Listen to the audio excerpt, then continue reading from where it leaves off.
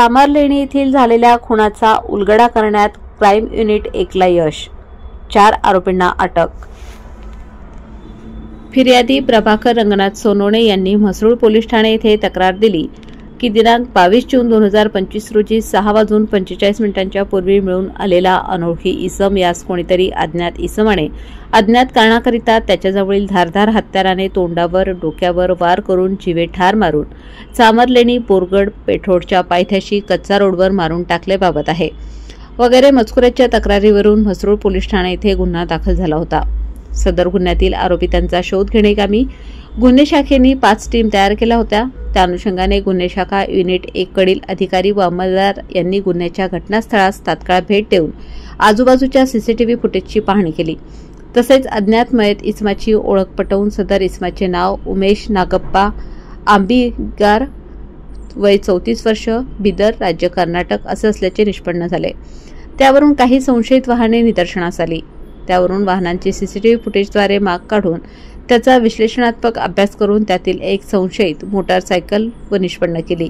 त्यावरून त्या मोटारसायकलचा शेवटपर्यंत माग काढून तसेच त्या आधारे मानवी कौशल्याचा वापर करून गुप्त बातमीदारांकडून माहिती काढून आरोपीची नावे निष्पन्न केली। प्रवीण वाघमारे, विशाल काठे, संदीप भांड, मुक्तार शेख, आप्पा पानवळ यांना त्यांच्या गुप्त बातमीदारामार्फत बातमी मिळाली की तसेच महेश साळुंके व राहुल पालखेडे यांनी केलेल्या तांत्रिक विश्लेषणावरून सदरचे आरोपी हे म्हसरूळ व बोरगड परिसरातील राहणारे आहेत। सदरची माहिती वरिष्ठ पोलीस निरीक्षक मधुकर कड यांना देऊन त्यांनी गुन्हे शाखा युनिट 1 चे पथक तयार करून त्यांचा शोध घेऊन कायदेशीर कारवाई करण्याचे आदेशित केले। त्या अनुषंगाने नमूद पथकाने सदर आरोपितांचा म्हसरूळ व बोरगड परिसरात शोध घेतला असता दिनांक 4 जुलै 2025 रोजी विजय मधुकर खराटे, वय 20 वर्ष, म्हसरूळ, नाशिक, संतोष सुरेश गुंबाडे, वय 26 वर्ष, म्हसरूळ, नाशिक, अविनाश रामनाथ कापसे, वय 20 वर्ष, म्हसरूळ, नाशिक, रवी सोमनाथ शेवरे, वय 28 वर्ष, दिंडोरी, जिल्हा नाशिक असे मिळून आल्याने त्यांना शिताफीने पकडून ताब्यात घेतले। वरील सर्व 4ही आरोपितांना विश्वासात घेऊन गुन्ह्याबाबत विचारपूस केली असता त्यांनी सांगितले की रवी सोमनाथ शेवरे याने आरोग्य विज्ञान विद्यापीठाच्या जवळ दिंडोरी रोड, नाशिक येथे उभ्या असलेल्या एका ट्रक चालक याची रेकी करून सदर ट्रक चालकाकडून मोबाईल व भरपूर पैसे भेटतील अशी माहिती देऊन सदरबाबत आम्ही चौघांनी प्लॅन तयार करून सदर ट्रकमध्ये सिगारेट पेटवण्याच्या बहाण्याने चालकास उठवून त्याने ट्रकचा दरवाजा उघडला असता सदर ट्रकच्या केबिनमध्ये घुसून त्यांच्याकडे जबरदस्तीने पैशांची मागणी केली असता त्याने पैसे देण्यास नकार दिल्याने संतोष गुंबाडे याने टोकदार दगडाने चालकास डोक्यास मारून तसेच इतर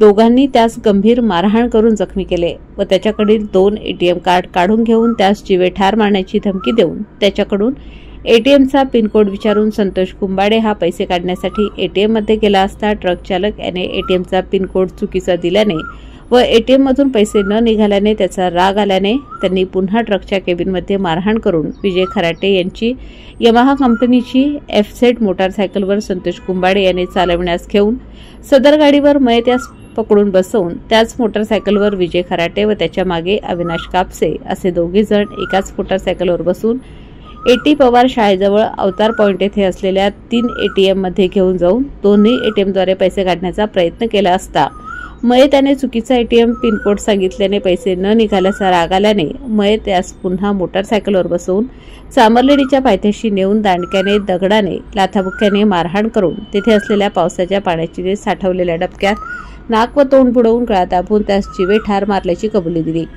तसेच रवी सोमनाथ शेवरे हा त्याच्या ताब्यातील मोटारसायकलवर चामरलेणी येथून येऊन मयतास मारहाण करत असताना त्याचे साथीदार यांना कोणी पाहत आहे का बाबत टेहाणी करत होता याबाबत माहिती देऊन गुन्हा केल्याची कबुली दिली आहे। आरोपितास पुढील कारवाई कामी म्हसरूळ पोलीस ठाणे यांच्या ताब्यात देण्यात आले आहे। वृत्तसंकलन सिद्धांत पवार, नाशिक। 25 रोजी चामरलेणी बोरगड म्हसरूळ पोलिसांच्या हद्दीमध्ये एका युवकाची बॉडी सापडली होती। त्यावरून सरकारतर्फे पोलीस अंमलदार प्रभाकर सोनवणे यांनी दिलेल्या फिर्यादीवरून पोलिसांनी म्हसरूळ येथे खुनाचा गुन्हा दाखल करण्यात आला होता।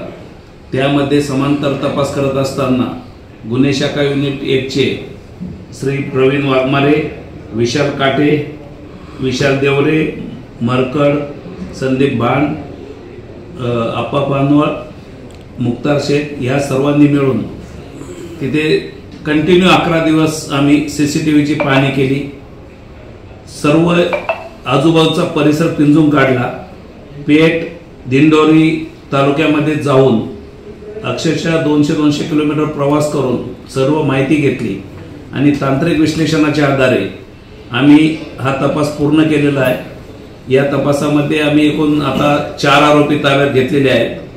हा जो खुनाचा प्रकार घडण्यात आलेला होता तो ट्रक ड्रायव्हर होता, त्याच्याजवळून पैसे लुटण्याच्या उद्देशाने हा खून करण्यात आलेला आहे। त्याला ह्या 3 जणांनी 4 पैकी यातील 3 आरोपींनी त्यांच्या मोटरसायकलवर घेऊन जाऊन आधी एटीएम मध्ये गेले होते, तेथून त्याचे एटीएम मधून पैसे काढण्याचा प्रयत्न केला। त्याने एटीएमची पिन चुकीची सांगितली, याचा राग मनात आला आणि त्यावरून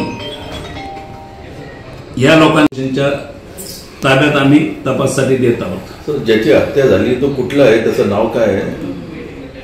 जो ज्याची हत्या झाली होती तो कर्नाटक मधला होता आणि ट्रक ड्रायव्हर होता।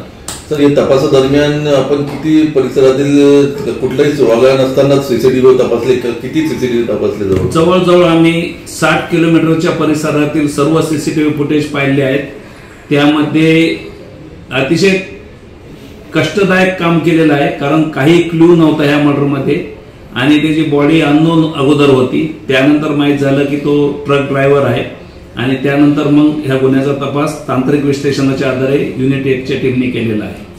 संशयितांची पार्श्वभूमी काय आणि त्यांचे नाव काय? एक जो आरोपी आहे त्याच्यावर नाशिक तालुका पोलीस स्टेशनला 3 गुन्हे व सातपूर पोलीस स्टेशनला 1 गुन्हे असे 4 गुन्हे दाखल आहेत आणि अजून एक आरोपी आहे त्याच्यावर दिंडोरी पोलीस स्टेशनला मारामारीचा गुन्हा दाखल आहे। इतर दोघांवर कोणतीही गुन्हेगारी पार्श्वभूमी नाही।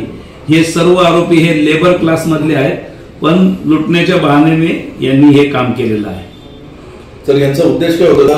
मारायचा होता, लुटमार करायची होती। पैसे यांचे गाडीतलं पेट्रोल संपलेलं होतं, मग एकाने टीप दिली की या ड्रायव्हरकडे पैसे मिळतील आणि त्यावरून त्यांनी हा प्रकार केलेला आहे।